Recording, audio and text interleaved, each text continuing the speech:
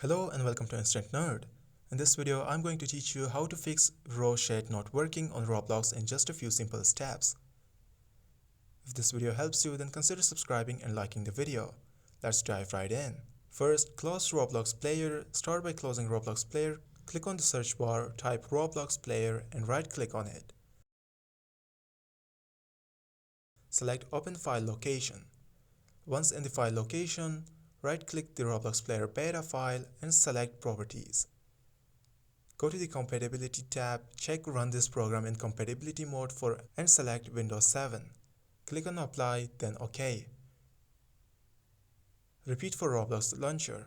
Locate Roblox Player Launcher, right-click on it and follow the same steps in the Compatibility tab. If the first method does not work, try the second method. Uninstall Roblox completely, search for Roblox Player in the search bar, right-click on it and select Uninstall, and then head to the Microsoft Store and download Roblox again. And that's it. These are two simple methods to fix RoShade not working on Roblox.